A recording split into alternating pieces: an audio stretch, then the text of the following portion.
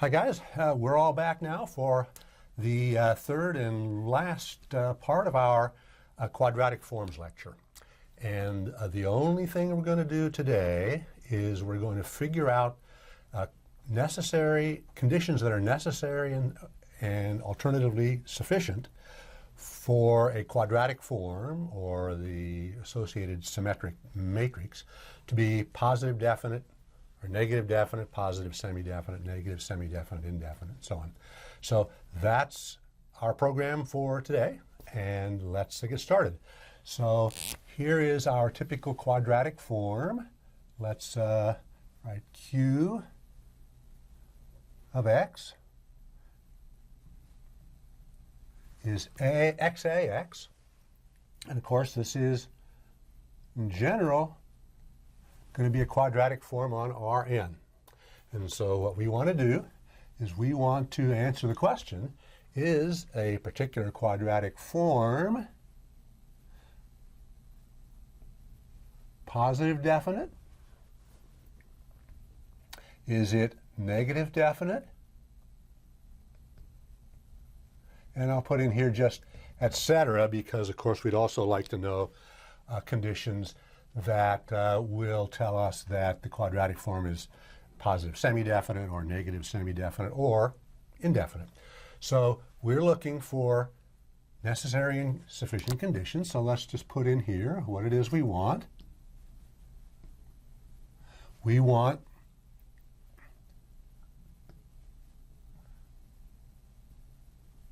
a necessary condition or necessary conditions for the quadratic form, let's say, to be positive definite.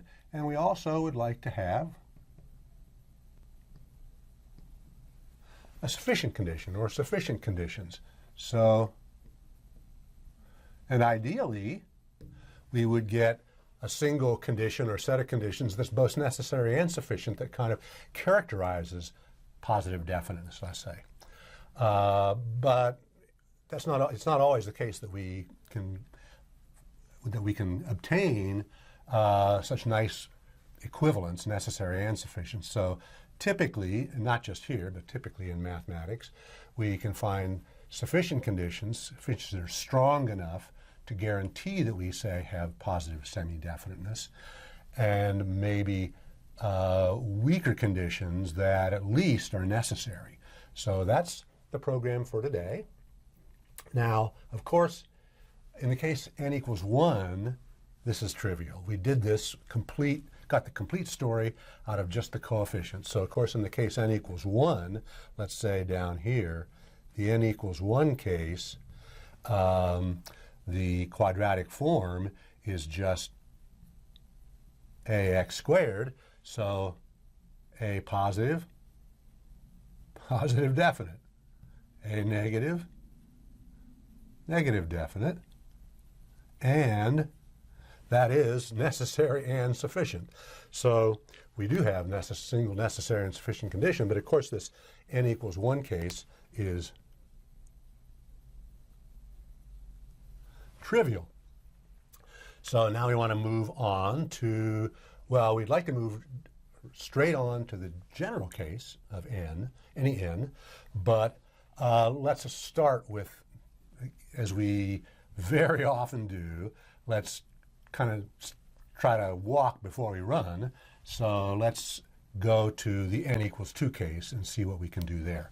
So let's say the n equals 2 case. So what we want to do here, it turns out that maybe a useful thing to do is to write our matrix, which is going to be 2 by 2 in this case, of course, without the subscripts. So I'm going to write it this way, just sort of an ad hoc, temporary way to write things, just to avoid the subscripts.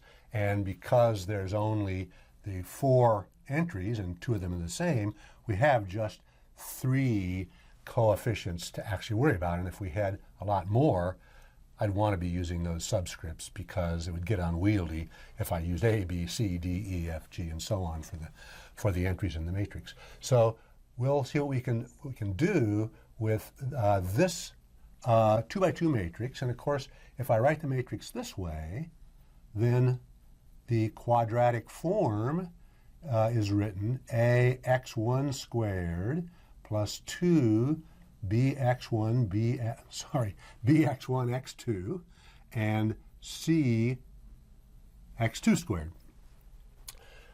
So that's our generic, typical quadratic form in the n equals 2 case. Well, what we want to do now, let's actually stop for a second and figure out where it is we're going. What we want to do, as we said, is we want necessary and sufficient conditions on the matrix A, because that's all there is defining the quadratic form. The quadratic form is completely defined by this symmetric matrix A, that is by the 3 numbers A, B, and C. And so we would like to get conditions on the A, the B, and the C, and their interrelation that will, for example, guarantee that this expression is always positive so long as x is not the 0 vector. That would be a sufficient condition for positive definiteness. And we also need to get a condition or conditions on the A, the B, and the C that will have to be satisfied if the quadratic form is positive definite, if this is always positive. And so let's start out by saying, well, suppose A is 0. What happens if A is 0? So let's say, because that kind of simplifies things, because now we only have to worry about B and C. So if A is 0, the quadratic form, the function, this drops out, A is 0, and this is 2b1, it's not b1, there's no 1 in there. There is going to be an x1, but no b1.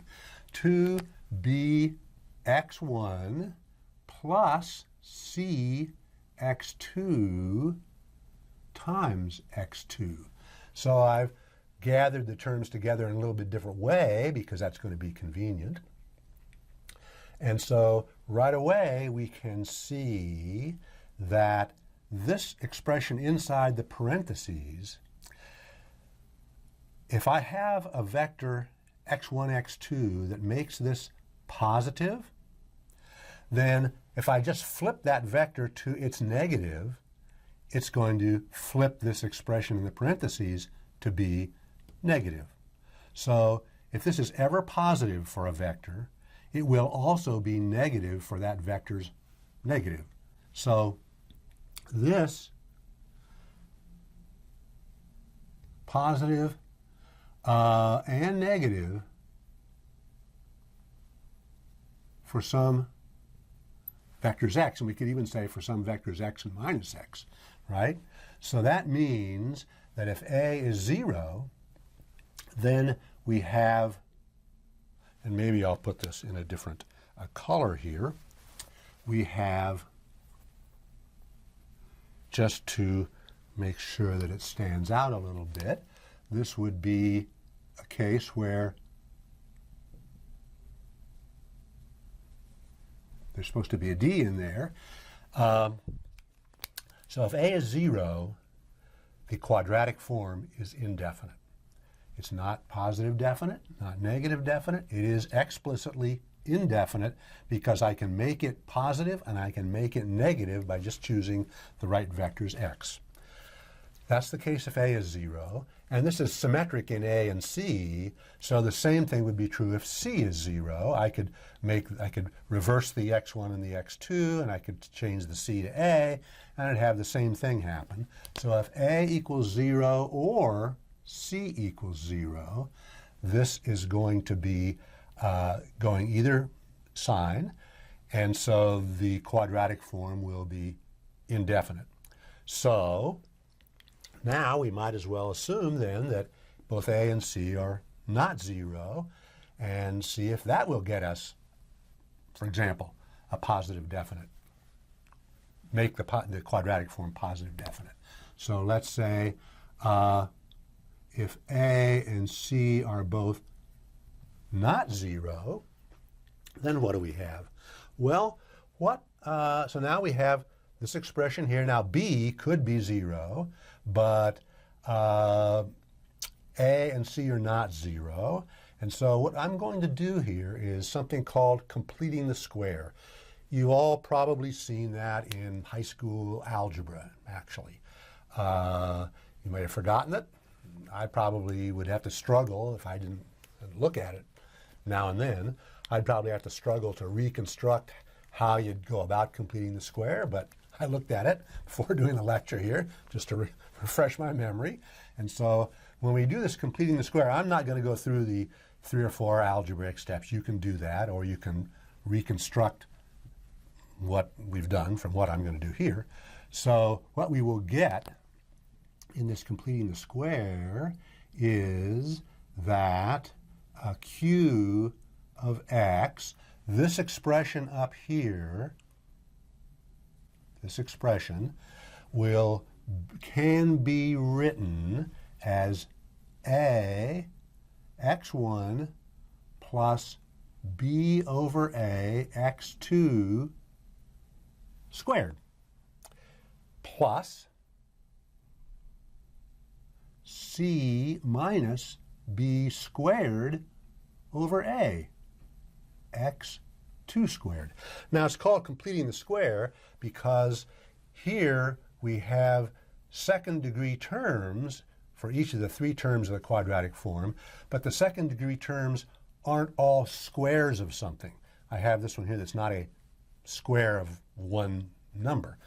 Here, the quadratic form gets rewritten in a way that I have a coefficient times something that gets squared and another coefficient, so times something that gets squared, so that both terms have the square of something in here. That's why it's called completing the square. And so let's notice about this that I'm going to rewrite this. Let me put the equal sign over here a little ways to get a little more space. I'm going to keep the first term just like it is. That's supposed to be ditto, not 11. And I'm going to have the second term, I'm going to write as 1 over a times ac minus b squared x2 squared. And so now notice that ac minus b squared is the determinant of the matrix A. So I can rewrite this way. I can say, and let's rewrite this term here. I could write that ditto, but it won't take us but a minute to write this.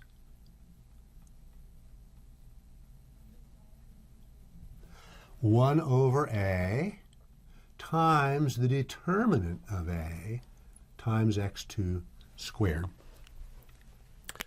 Okay, so now I think we can pretty easily see that if the quadratic form is to be always positive, except of course at the 0 vector, if it's to be always positive, then it's going to be the case, away from the 0 vector, that this is going to typically be non-zero. Now I could make it 0 by getting x1 and x2. X1 could be minus b over a x2, but that's a specific x1 and x2.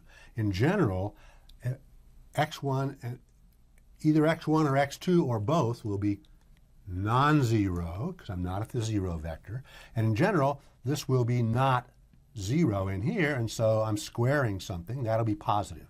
So it's clear that I need to have a positive if this is going to be always positive here, because of course x2 could be 0, dropping this one out.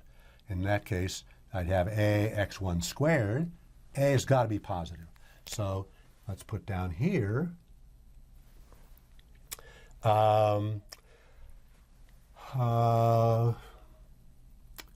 q, a function, so I'll write it here to emphasize it's a function, and the matrix A, so we talk about a quadratic form being positive or negative definite. We have our definition of that. And in the same definition, we also talk about its matrix. being positive or negative semi-definite. So I'm going to put them both together here. So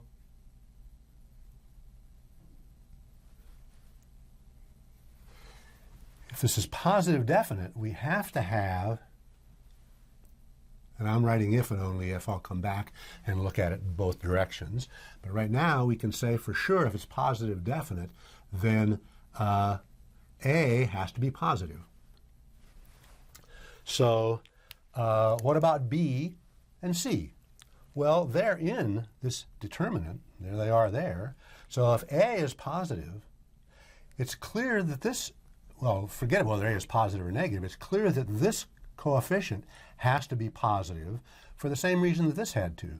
If this term happens to be 0 inside the parentheses, well, x2 is non-zero, then the only way I'm going to have the quadratic form function having a positive value is to have the determinant be positive because it's divided by a positive number. So I have to have the determinant positive as well. And so there we are. That's necessary. That has to be true if the quadratic form is positive definite. Let's see if it goes the other way. If both of these are positive, then that says this is positive and this fraction is positive, and these are squared, and the only way I could have 0 would be to have both x1 and x2 0. So, in fact, this is not only necessary, that is, it's implied by the quadratic form being positive definite, it's also sufficient to guarantee that the quadratic form is positive definite. So that's both necessary and sufficient. Now, let's notice one other thing, and that is, what about C? Well, C and B are kind of both in here, but let's notice that not only the upper left entry, A, has to be positive, but actually C has to be positive as well. Partly you can see that because of the symmetry of the problem here. C is really just like A, but you can also go through the same argument and see that C has to be positive as well. So actually, let's say C positive as well.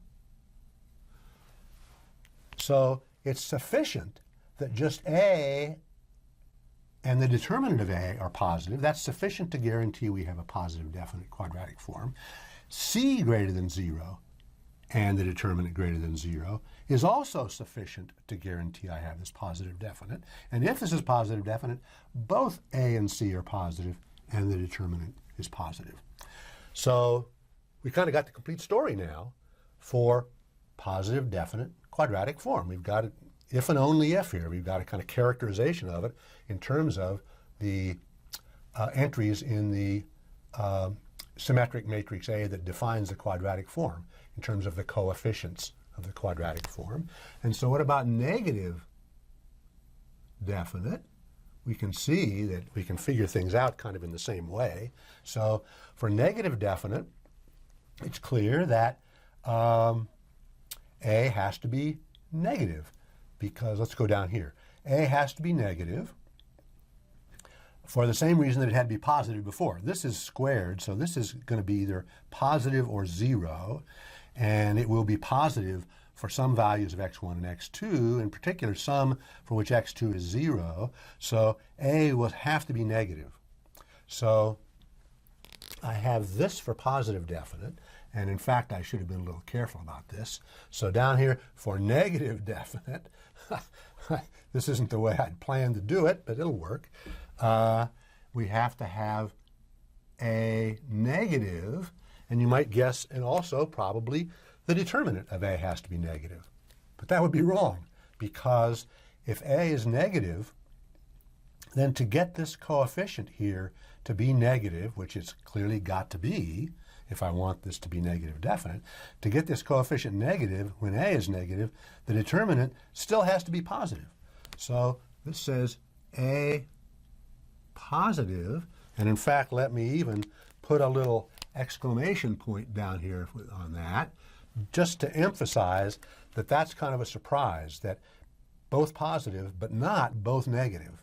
This one negative, this one positive. So they kind of reverse sign as I go from the one by one matrix up in the corner to the whole 2 by 2 matrix, whereas this stayed the same sign.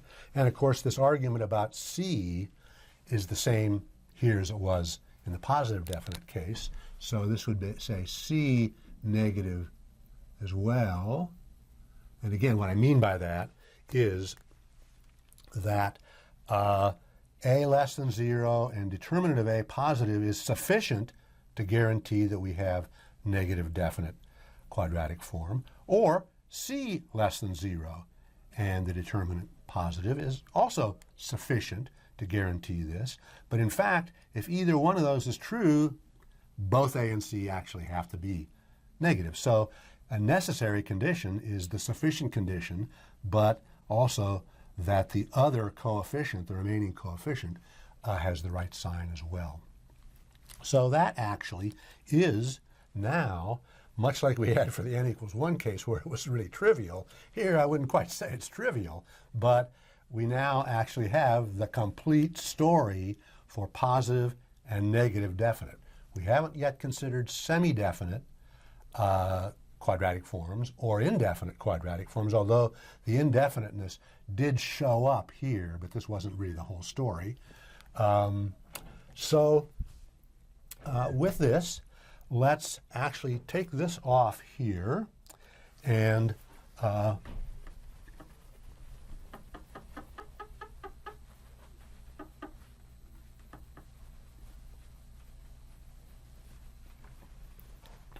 this left a lot of little residue on here. So we're going to have to come back and get that off too, but we'll leave it on there for now. With that, let's look at a theorem. It's a theorem just about the n equals 2 case.